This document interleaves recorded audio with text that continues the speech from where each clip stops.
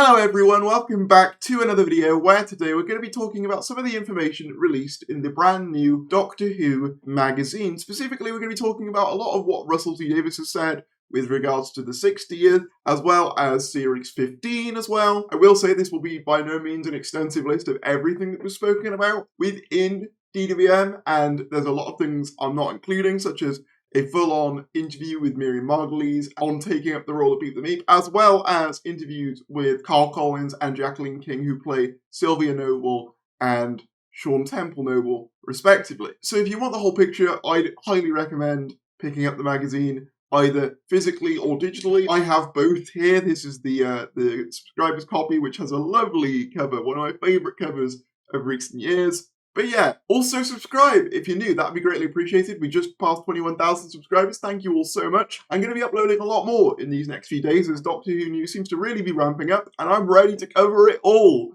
So if that's your thing, feel free to subscribe, that'd be greatly appreciated. But with that said, let's get into the video. So here is the normal cover for Doctor Who magazine. It looks absolutely incredible, and yeah, I love seeing Beep the Meep on the cover. I love the use of the original Starbeast comic, which I actually covered in a previous video. First of all, we had some directors confirmed in the opening of the magazine, specifically Peter Hall and Alex Pillai, I hope I'm saying that right, were both confirmed to be Series 15 directors in the opening segment of Doctor Who magazine. Now, Peter Hall actually did work on Doctor Who before. He's worked on A Good Man Goes to War, and both of these directors, I had a quick look at their CVs, both of them have a very, very wide range of credits behind them, and I mean, Good Man Goes to War, whatever you think about that story, is an incredibly well-directed piece of television, in my opinion, so I'm more than happy for him to come back. And yeah, Chanya Button has been rumoured to be coming back for Series 15 as well. For those of you who don't know, she is the director for Special 3, I believe, of the 60th anniversary. But again, it's not in DWM, but it has been heavily speculated. Next up, we had the letter from the showrunner segment, which is kind of the famous segment where Russell T Davies talks about all things Doctor Who. And he mentioned a connection in the 60th between his show Nolly and Doctor Who. So for those of you who don't know, Nolly is about one of the first kind of like major TV stars who kind of just got randomly kicked out of the industry and no one ever found out the reason why. And we actually get a scene early on in Nolly of her being one of the first women ever to be recorded for television by John Logie Baird, who is the creator of television. And why this is relevant is because if you remember way back to the sort of title reveal trailer, we saw what looked to be Stooky Bill on one of the screens, the first puppet to be broadcast via television by John Logie Baird. And obviously, given that Nolly already cast a guy for John Logie Baird, it would make total sense for him to be in the 60th as well. So yeah, perhaps John McKay will be in the 60th as John Logie Baird. That would make total sense. And would be a really nice tie-in between Russell T Davies's two latest projects. Elsewhere, though, he teased air dates for the specials. He confirmed that there will not be an episode airing on the 23rd of November. However, the 23rd, the 1st, and the 17th of November will be significant dates. So the interesting thing about this is obviously the 1st we know is going to be the day where all of classic Doctor Who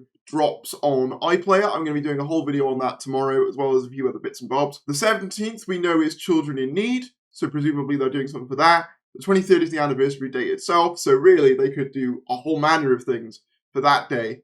But I do find it interesting that they decided to forego the 23rd. Obviously, I know some people were saying, oh, well, they weren't going to release it on a Thursday, but I was thinking they could do a 3-day event, Thursday, Friday, Saturday, ending on the Saturday. But I suppose it's looking more likely now it could be the 11th, the 18th, and the 25th. If that's the way they do it, that's fine, and that also means that we're less than a month away at time of recording this, which is hugely exciting. But what could be shown on these hugely significant dates? Russell T Davies kind of teased the idea of more anniversary specials. This month's DWM reveals in early July of this year, Russell T Davies came up with a further idea for celebrating the 60th. 3 writers were put to work, and a 6-day studio shoot in September was conducted. Russell had said that he was unsure if they'd done enough to celebrate the anniversary, and so something further has quickly been set into motion. So there's a few interesting things about this. Obviously, we know that the 17th is going to be Children in Need. That makes sense. And it would make sense for this to be something for Children in Need. However, what makes this somewhat different from previous Children in Need kind of things is it's 3 writers and a 6-day shoot.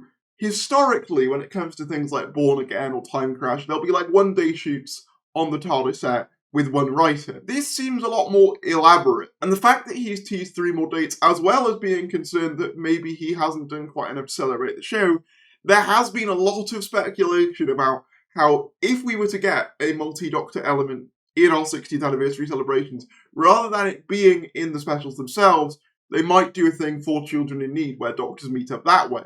Apparently this was all done in studio as well, and there's also the fact of 3 writers were put to work. There are 3 modern showrunners, Russell T Davies, Stephen Moffat, and Chris Chibnall, and a lot of people have kind of been saying, well, imagine if it was an episode written by each of them with each of their respective Doctors. That'd be super fun, so you could maybe do another Tennant one with Russell, like a little mini-sode. You could do a Smith one for Moffat, and like a Whittaker one for Chibnall, and that'd be awesome. Don't know whether that's going to happen. Obviously, this is just speculation, but he has confirmed these kind of weird mini-sode things that are going to be happening. Presumably, once again, as part of the Children in Need telethon. Perhaps they will all release in the Children in Need telethon, but they'll be spread throughout it.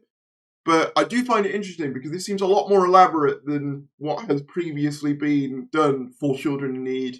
And yeah, hopefully it's quite big. It'd be lovely if they did get Matt Smith or whoever or Peter Capaldi involved in this. Not saying they will, but I feel like for the Doctors who are perhaps more hesitant to come back, like maybe Peter Capaldi, I feel like if you were going to get them back to do anything, a charity thing is probably more likely. I remember way back, they did a thank you to the NHS, which was all the Doctors thanking real Doctors over the COVID-19 pandemic. So I could totally see them doing something along those lines for this, but obviously more of a sketch type thing. Basically, what I'm asking for is a canon version of Curse of Fatal Death, essentially. And the fact that it's 6-day studio shoot as well implies that it's not just the TARDIS, so maybe we'll see multiple locations. Who knows, who knows? I could speculate about this for a long time, but it's incredibly intriguing. Russell T Davies also said that he had a few requests for coming back to Doctor Who. Make Doctor Who again, obviously. Make Doctor Who annually. New, massive behind-the-scenes coverage, so that's Doctor Who Unleashed. 2 secrets.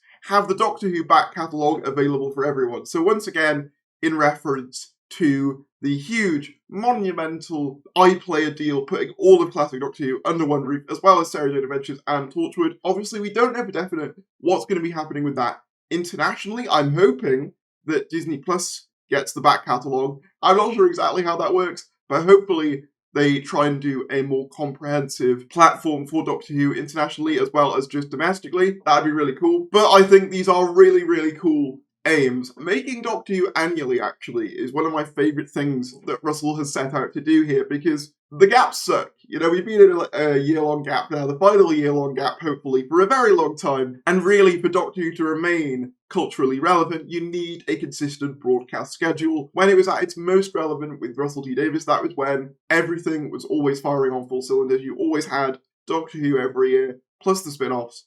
And I think if we want Doctor Who to be back in that place again, or at least a similar place, obviously the TV landscape has changed significantly, then I think we do need an element of that to return. And this was another thing that I was actually quite confused by. In the Scott Hancock production notes, which many of the Doctor Who magazine readers will know is kind of a long-standing tradition for Doctor Who magazine since Russell T Davies took over, he mentioned meetings for something called TOTC, which was a mysterious acronym, and scripts then first coming in during September. Is the universe beginning to expand now?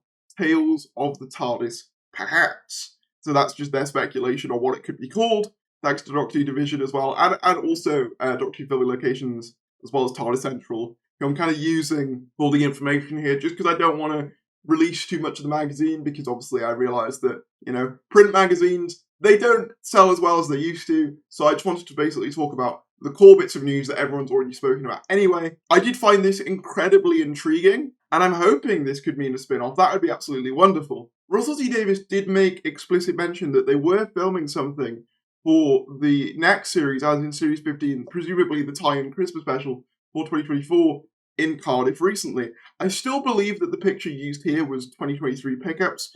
However, I wouldn't be surprised if they were also filming for the 2024 Christmas special at the same time. They seem to be so far ahead at this point, and it's absolutely incredible. Russell T Davies, that man has no limits, and I absolutely love him for it. As kind of implied, you can see here that Series 15 is being written. Currently 5 out of 9 episodes have been scripted. So yeah, it's going to be another 9-episode series, which makes sense. as the same is happening with Series 14, 8 episodes, plus a Christmas special, which I know for some reason some people are getting kind of annoyed at, but I have a few reasons as to why that this is perfectly reasonable and actually good. For one thing, we're getting them annually, which means that we're getting more Doctor Who content than we would have gotten otherwise anyway. But also, beyond that, the general format of television has just changed.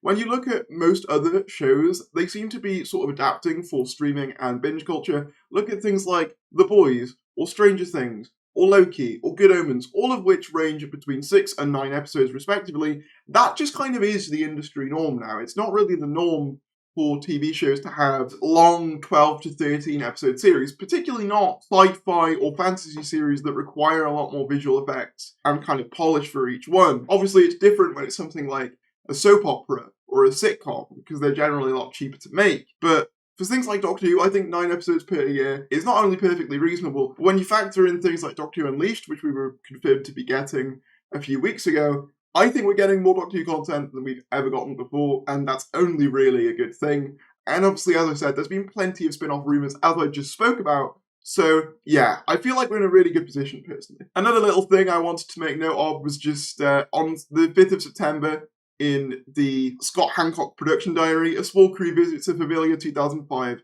location in the centre of Cardiff for a recce. So I'm assuming this is referring to Henrik's, which I was actually at the filming for. Basically, the building of Henrik's was where they were filming in Cardiff City Centre. But I'm assuming that's what they're referring to here, which that's fun. That's technically, as far as I can tell, the first time I visited a location that was then mentioned in Doctor Who magazine, which is fun. And that's about all I'm going to cover. Like I say, there is also a bunch of other things. One thing I will mention is Liberation of the Daleks is still ongoing, and in fact, it has been extended by 1 issue, so the finale to Liberation of the Daleks will be next issue. I've been really enjoying it, and I'm looking forward to, as I say, getting the physical release of all of the issues so I can read them all in order. I think it's a really fun little story, and it's just nice to have, like, the 14th Doctor having adventures before their televised outings. But let me know in the comments below what you think about any of the things we discussed today. If you did enjoy the video, be sure to give it a like, comment down below your thoughts, subscribe if you're new, and I'll see you later.